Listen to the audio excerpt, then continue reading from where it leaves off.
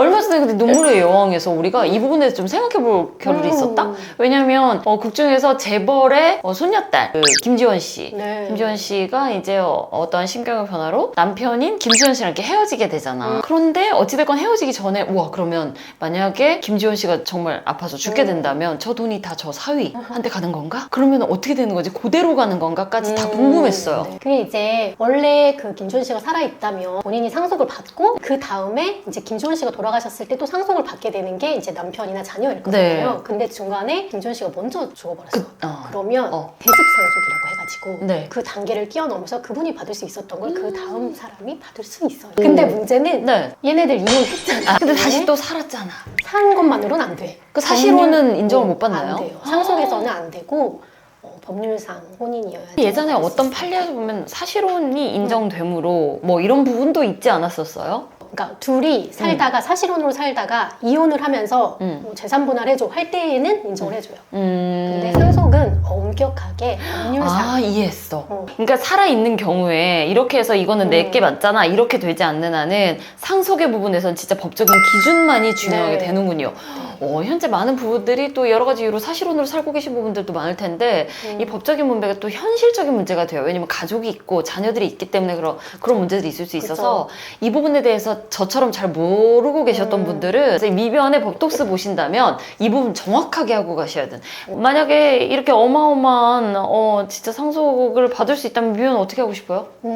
받아야죠. 받아야 되는데 이게 적극 재산은 드러나는데 네. 사실 숨겨져 있는 채무 같은 소극 재산이 드러나지 않는 경우가 더 많아서 왕인이 채무를 비지적이? 많이 가지고 있는지를 네. 확인해 보시고 그 다음에 상속을 하셔야 돼요. 받던지 말던지를 결정하는 게 맞구나. 상속 재산에 대해 단순 승인이 뭔가요? 이 승인이 여러 가지가 있네요? 네, 그러니까 상속 재산을 그냥 그대로 받아오는 거, 적극 재산이든 소극 재산인 채무든 그대로 받아오는 게 단순 승인이고 한정 승인은 적극 재산의 한도에서 채무를 이행하겠다. 이게 이제 한정 승인이고 네네네네. 상속 포기는 난 아예 적극 재산이고 소극 재산이고 받지 않겠다. 그럼 이게 언제부터 이 효력이 발생을 하는 거예요?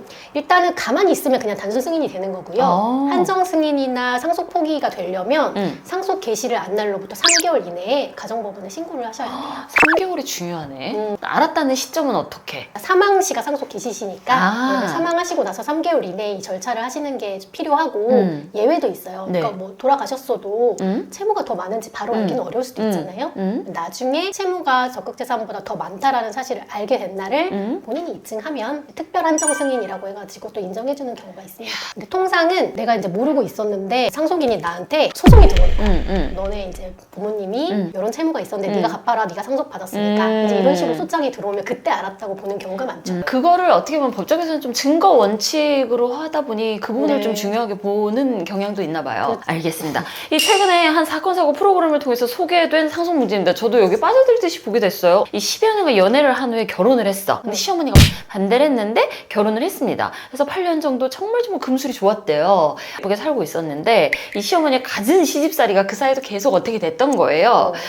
그럼에도 불구하고 남편이 또 너무 사랑해주면 극복할 수 있잖아. 그쵸. 사랑은 이만큼 어마어마하고 위대하거든. 자, 그렇게 해서 극복을 해가고 있는 상황에 어느 날 갑자기 청천벽력 남편이 암에 걸립니다.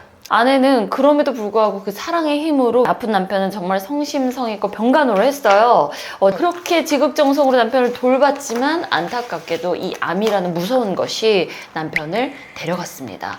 근데 그 마음을 채 추스르기도 전에 시어머니가 대뜸 병원 치료비, 항암 치료비 등등의 돈 토탈 5천여만 원을 죽었으니 남편이 죽었으니 내 아들이 죽었으니 당장 갚으라며 며느리에게 난리를 쳤다라는 내용입니다. 이게 저는 상식적으로는 좀 내 아들을 적극 간호한 건 며느리였잖아요. 근데 당연히 줄 수 있는 돈 아닌가. 내 아들 목숨을 살리기 위한 돈인데 이렇게 시어머니가 돈을 갚으라고 요구하는 데는 또 이유가 있다고 하네요. 그 이유가 뭔가 했더니 아들이 죽으면서 남긴 사망보험금이나 살던 집이 다 며느리 앞으로 상속이 돼 있었던 거래요. 이럴 때는 어머니가 받기 힘든가요? 그러면 시어머니는 공동상속인이 아니었나 보네요. 상속 순위가 중요한데 네. 자, 누가 사망을 했어요. 그러면 1순위 상속인은 자녀하고 배우자예요. 둘이 동순위. 네. 그리고 자녀가 없으면 그 부모님하고 배우자, 그도 없으면 형제 자매, 그도 없으면 사촌 이내의 반계 혈족. 이 시어머니가 공동 상속인이 아니었던 걸로 보여져서 그러면 이제 자녀가 있었나 보다. 뭐요? 시어머니가 네. 자녀가 없었으면 시어머니도 공동 상속인이거든. 그러니까 우선순위 상속인이 있으면 다음 순위자는 상속을 받지 못하고 상속분을 차지할 수 없으니까 이 치료기간 동안 들어간 돈을 달라고. 그러니까 어떻게 보면 또 어머니 입장으로만 또 돌아가 보면 내 자식이 죽었잖아요. 네. 근데 현실적으로 봤을 때 내 자식 앞으로 되어 있는 재산이 어찌됐건 며느리 앞으로 다 간 거잖아요. 만약 시어머니가 공동상속인이었다 그럼 치료비를 기여분으로 주장해서 상속분을 더 인정받을 수도 있다면서요? 네, 만약에 이제 자녀가 없었다고 치면 네. 시어머니하고 이 배우자가 공동 상속인이 되겠죠. 네. 그러면 이제 법정 상속분을 이제 받게 되는 건데 비율로 따지면 시어머니는 1, 배우자는 1.5. 시아버지도 계시면 시어머니 1, 시아버지 1, 배우자 1.5 이런 비율로 이제 받는 거예요. 아. 그런데 이 시어머니가 치료비를 엄청 많이 내 돈으로 댔어. 막 간호도 막 했어. 그러면 이거를 기여분으로 주장해서 더 상속을 받아올 수 있어요. 법원에서 인정을 해주거나 원래는 이제 상속인들끼리 그냥 협의해가지고 네. 인정해줄 수 있어요. 근데 그게 잘 안 되잖아. 그러면 이제 법원에서 이제 결정을 받아가지고 기여분을 인정받을 수도 있어요. 그래서 기여분이라는 제도가 있나 보다 이런 생각이 드네요. 일단 시어머니는 상속인이 아닌 이럴 경우에 시어머니가 며느리에게 병원비를 갚으라고도 요구할 수 있는 건가요? 근데 우리 이거는 병원비를 네. 아들한테 아들이. 빌려줬다. 네. 아들이 엄마한테 이제 채무를 지은 건 맞죠. 네. 근데 이제 돌아가셨으니까 그 채무도 고스란히 네. 배우자한테 상속은 될 수 있어요. 그렇지만 이제 우리가 맘먹고 이거 다투자고 하면 다툴 수 있지. 근데 너무 가슴 아픈 게 만약에 아들한테 빌려줬다라고 진짜 그랬다면 이게 채무 관계였다면 일단 뭐 근데 상황상 시어머니가 형편이 힘들 수도 있고 우리가 자세한 내막은 사실 알 수가 없으니 네. 그러나 어쨌든 현실적으로 그 모든 아들의 죽음으로 인해서 나온 재산들이 모두 다 갔으니까 그 부분에 대한 부분은 이렇게 내막을 좀 알면 좀 이해가 되는 부분도 있겠다라는 생각도 한편은 들었어요. 돈만 앞세우기보다는 사실은 네, 서로 맞아요. 이렇게 좀 배려해주고 앞으로 살아가시는데 도움이 되게끔 해주는 게 가장 좋죠. 그냥 며느리 입장에서 이런 부분을 소송으로 가기 전에 이제 다른 재산도 내 앞으로 왔고 하니까 어머니한테 한 5천만 원 정도는 키워주고 했던 분이시니까 그쵸. 좀 그래도 되지 않나라는 생각도 한편 들었고 또 하나는 결혼 생활 동안 시어머니로부터 이제 시집살이를 꽤 많이 받았어요. 좀 말도 안 되는 시집살, 폭언과 이런 걸 많이 들으셨대요. 제가 봤을 때 이런 부분 때문에도 이 며느리 입장에서 돈을 주기 싫은가 봐. 다 이유는 있을 거예요. 이유는 있을 거야. 도의적으로는 당연히 줄 수도 있지. 같은 여자 입장으로서 뭐 자녀가 있다면 엄마 입장으로서. 네. 여튼 또 아내가 남편으로부터 상속을 받았잖아요. 근데 그 상속분이 만약에 시어머니가 요구한 병원비 청구 금액보다 작아. 그러면 상속을 포기해야 되나? 아니면 시어머니가 요구한 병원비 청구 금액을 또 채무 금액으로 볼 수 있나요?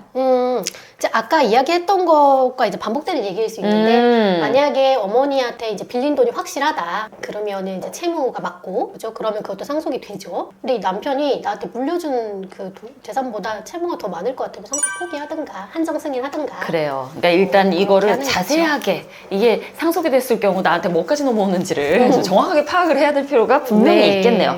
사실 상속 문제는 재산이 많은 사람들한테도 문제예요. 그런데 정말 너무 없어서 힘들게 사시는 분들한테도 문제거든요.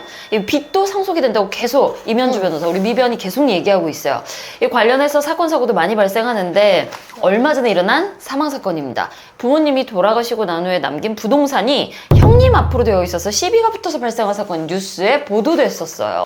돌아가셨으면은 이제 자녀들이 있으니까 네네네. 문제가 된 거죠. 원래는 자녀들이 공동으로 상속을 하는 건데 그 중에 이제 형님한테만 지금 무슨 이유인지 모르겠는데 그죠? 재산이 가 있어요. 네. 그 서류를 형님이 위조한 것인지 아니면 아버지가 뭐 유증을 하신 건지 네. 뭐 한번 확인해 볼 일이기는 해요. 그래서 만약에 이 증여가 아버님이 이제 뭐 형님한테 유증을 했다 증여하는 거거든요. 이게 증여가 이제 뭐 무효다 주장할 수도 있겠고 만약에 이 증여는 유효하지만 너무 과도하게 형한테 많이 가서 내가 상속받을 부분을 침해당했다 그러면 유리분 청구를 할 수 있어요. 아, 그런 부분은 유류분 청구를 할 수 있다. 이건 좀 다른 방향의 상속 이야기예요. 아내가 불륜으로 임신해서 출산을 하다 사망한 사건이 있었어요. 그 원래 남편이 내가 이 애를 키워야 되냐 막 이런 문제가 제기가 됐죠. 불륜남은 도망가고 애꿎은 남편만 아직 혼인관계가 정리가 안 됐다는 이유로 남겨진 아이의 아버지가 될 뻔해서 화제가 됐어요. 결국엔 그 아이는 지금 아마 시설로 간 걸로 제가 알고 있어요. 이 가족 문제는 판결에 따라서 친생 부인의 소를 제기해 승소했다고 하는데 문제는 이 아이한테 숨진 친모가 남긴 수천만 원의 빚을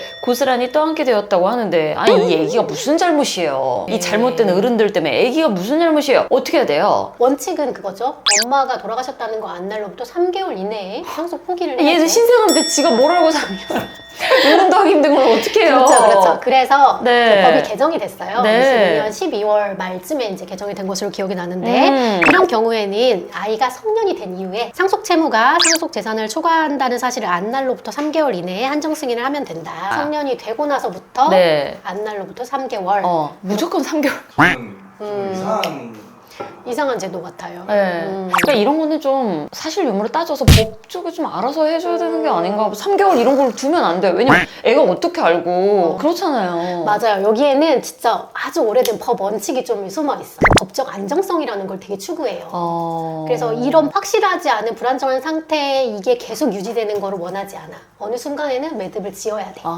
그래서 법은 계속 이제 소멸시효라든지 청구할 수 있는 기간이라든지 이런 것들을 두고 있는 이유가 법적 안정성을 추구하고자 하는 법 원칙이 이제 숨어 있는 거고요. 숨어 있는 거. 그 되게 말씀 주신 것 중에 제가 방금 생각났어. 그니까 이거 뭐 한정승인 성년 돼가지고 뭐 한정승인 하고 싶겠어 얘기하시잖아요. 그런 경우에는 이게 원래는 3개월 이내에 뭐 그쵸. 결정을 해야 되잖아. 근데 상속 포기를 기간을 연장해 줄 수도 있어요, 사실. 그게 뭐 이해관계인이나 검사의 청구에 의해서. 저희가 단순하게 설명을 네. 드리지만 사실 구체적인 사실관계를 듣고 나면 해결할 수 있는 방법이 더 다양해지고 복잡해요, 훨씬. 그래서 정확한 건 내 이야기를 가지고 와서 상담을 받는 거. 우리 그거 얘기해줘야겠다. 어떤 거요? 최근에 헌법재판소에서 헌법 불합치 결정 받은 거 있잖아요. 네. 유류분 제도에 대해서. 유류분 제도 이거 지금 수정 들어가서 얼마 전에 기사로 엄청 크게 나왔어요. 네네네. 이제 아까 유류분에 대해서 살짝 말씀드렸는데, 맞아요. 중요해. 네, 현행 민법에서는 자녀, 그 부모님, 네. 배우자, 형제, 자매가 이제 상속받을 수 있는 법정 상속분을 정하고 있잖아요. 그런데 아버지가 누굴 필요했어. 너무 많이 줘버려. 그러면 다른 형제들의 상속분을 침해당하는 일이 발생할 수 있잖아요. 그렇죠. 그래서 이제 우리는 유류분이라는 제도를 둬서 이 법정 상속분의 2분의 1, 그러니까 자녀나 배우자는 법정 상속분의 2분의 1, 그리고 부모나 형제, 자매는 법정 상속분의 3분의 1을 유류분으로서 보장받는다. 이게 이제 기본 그죠. 내용인데 그쵸. 민법의 이 규정이 일부 헌법 불합치 결정을 받았어요. 그래서 어떻게 앞으로 달라지는지 간단히만 소개를 좀 드릴까 합니다. 일단 그 유류분 비율 아까 뭐 이 법정 상속분의 2분의 1, 3분의 1 요거는 그대로 네. 유지되고 유지되고. 앞으로 형제 자매의 유류분권은 폐지됩니다. 형제 자매 좀 멀어진다, 그죠? 멀어진다. 그리고 이제 가장 국민들이 관심을 많이 기울였던 게 이제 네. 뭐 그런 거야. 피상속인이 네. 망인이 생전에 이제 계실 때 네. 왕래도 안 했어. 그냥 장기가 뭐 유기하거나 아니면 그죠. 이제 폐륜적인 행위를 다 구하라고. 해놓고 그렇죠. 네. 엄마가 뭐 수십 년 동안 연락 한 번 안 그냥 갔다면서 그 갓난쟁이를 낳고 나가서 아무 연락도 없다. 얘가 죽고 나니까 계속 가져가셨다고 하더라고요. 근데 왜 이게 국회에서 자꾸 계류 중이에요? 그러니까 나도 그걸 잘 모르겠어 이게. 아무튼 그때 이제 많은 분들이 얘기했잖아. 아니 엄마가 그렇게 30년 동안 안 봤으면 상속 결격 사유에 해당하는 걸로 봐야 되지 않아? 그쵸. 이제 이렇게 얘기했는데 네. 우리 민법에 상속 결격 사유가 있어요. 있는데 너무 엄격한 거야. 뭐 예를 들어 이 사람을 이 상속인이 죽게 했거나 사기 강박 이런 걸로 해서 뭐 이 사람이 돈을 못 가져가게 했다거나 막 이런 식의 아주 엄격한 그러니까 악질인 경우에만. 악질 중에 악질만 결격 사유로 정하고 있어서 그런 건데 근데 이제 이 유류분을 그런 폐륜이나 이런 거하고는 전혀 상관없이 무조건 인정해주는 이 법은 헌법에 합치되지 않는다. 이거를 개정해라. 어떤 제한 사유를 둘 것인지 너네가 2025년 12월 31일까지 법 개정을 해라. 그때까지는 일단 유효하다 이 법은. 이렇게 헌법 불합치 결정이 났습니다. 네.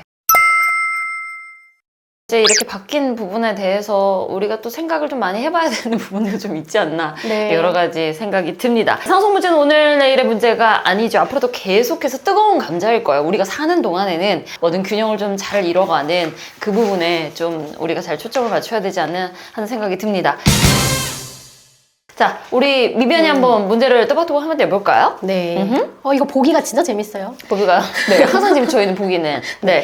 다음 중 일정한 친족 관계가 있는 사람 사이에서 한 사람이 사망한 후에 다른 사람에게 재산에 관한 권리와 의무의 일체를 이어주거나 이어받는 일을 무엇이라고 할까요?